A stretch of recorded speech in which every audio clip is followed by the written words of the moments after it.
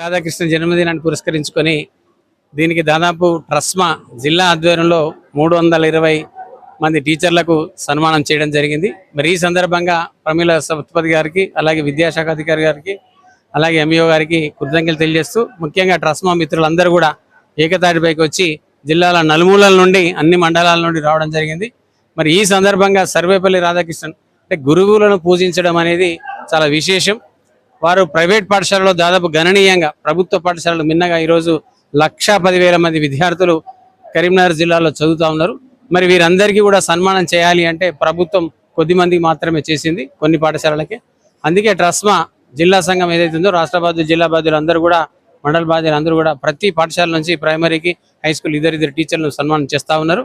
మరి ఈ సందర్భంగా ప్రైవేట్ పాఠశాలలు ఈరోజు అన్ని రంగాలలో కూడా, అంటే ఒక ఐఐటి జేఈ విషయంలో కాదు, ఫౌండేషన్ విషయంలో ముఖ్యంగా పిల్లలు అంటే ప్రపంచానికి ఒక నూతన ఉత్తేజాన్ని ప్రపంచం పరిచయం చేయడం కోసం మా టీచర్లంతా కూడా చాలా చక్కగా బోధిస్తున్నందుకే ఈరోజు 60% మంది విద్యార్థులు మా దగ్గర చదువుతూ ఉన్నారు.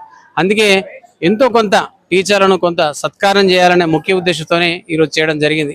మరి ఈ సందర్భంగా రాబో రోజుల్లో మనం ప్రభుత్వానికి మిన్నగా ఇంకా మంచి చదువులు క్రమశిక్షణతోని, ముఖ్యంగా గంజాయి కావచ్చు, ముఖ్యంగా గుడుంబ కానీ, ఆల్కహాల్ కానీ అలాంటి అలవాట్లకు, అలాంటి వ్యసనాలకు అలవాటు పడకుండా మన విద్యార్థులందరినీ కూడా మనం కార్యోన్ముఖులుగా చేసి మన కరీంనగర్ జిల్లాలో ప్రైవేట్ పాఠశాలలో చదువుతున్న ప్రతి విద్యార్థి కూడా క్రమశిక్షణతోని, విలువలతో కూడినటువంటి విద్యను అందించడం కోసమే దీన్ని ముఖ్య ఉద్దేశం.